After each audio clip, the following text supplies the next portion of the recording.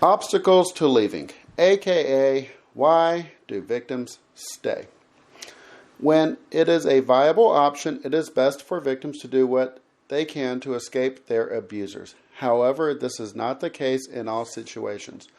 Abusers repeatedly go to extremes to prevent the victim from leaving. In fact, leaving an abuser is the most dangerous time for a victim of domestic violence. One study found in interviews with men who have killed their wives that either threats of separation by their partner or actual separations were most often the precipitating events that led to the murder.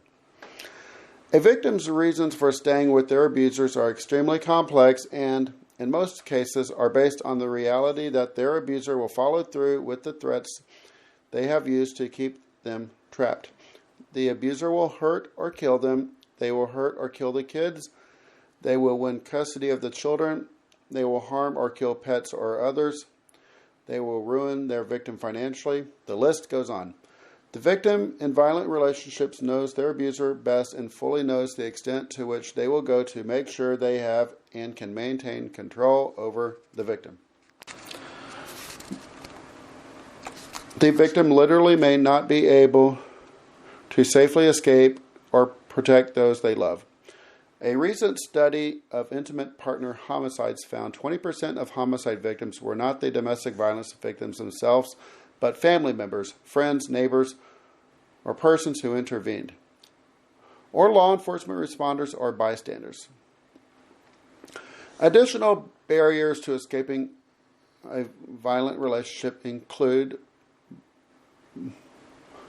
but are not limited to, the fear that the abuser's actions will become more violent and may become lethal if the victim attempts to leave, unsupportive friends and family, knowledge of the difficulties of single parenting and reduced financial circumstances, the victim feeling that the relationship is a mix of good times, love, and hope, along with the manipulation, intimidation, and fear, the victim's lack of knowledge of or access to safety and support, fear of losing custody of any children if they leave or divorce their abuser, or fear the abuser will hurt or even kill their children, lack of means to support themselves and or their children financially, or lack of access to cash, bank accounts, or assets, lack of having somewhere to go, i.e. no friends or family to help, no money for a hotel, shelter programs are full or limited by length of stay. Fear that homelessness may be their only option if they leave. Religious or cultural beliefs and practices may not support divorce or may dictate outdated gender roles and keep the victim trapped in the relationship. Or belief that two-parent households are better for children despite abuse. Okay, now let's talk about this. Those are some of the additional barriers to escaping violence. Now let's talk about societal barriers to escaping a violent relationship. In addition to individual obstacles victims face when escaping violent relationships, society in general presents barriers.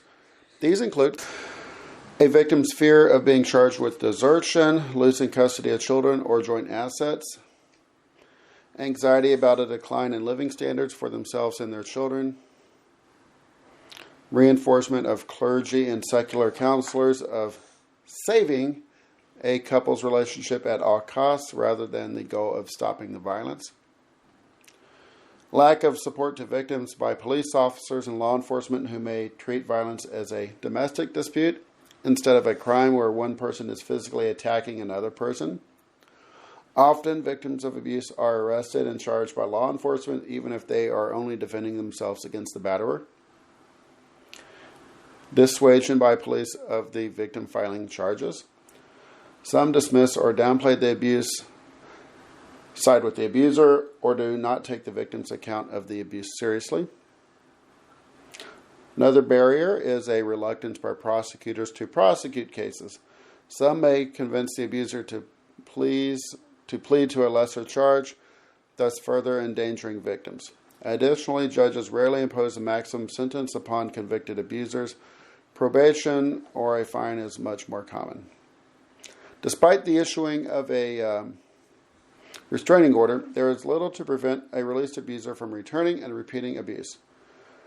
Despite greater public awareness and the increased availability of housing for victims fleeing violent partners, there are not enough shelters to keep victims safe. Some religious and cultural practices that stress that divorce is forbidden. Another barrier is the socialization of some made to believe that they are responsible for making their relationship work. Failure to maintain the relationship equals failure as a person. Another barrier is isolation from friends and family, either by the jealous and possessive abuser or because they feel ashamed of the abuse and try to hide signs of it from the outside world. The isolation contributes to a sense that there is nowhere to turn. Another barrier is the rationalization of the victim that their abuser's behavior is caused by stress, alcohol, problems at work, unemployment, or other factors.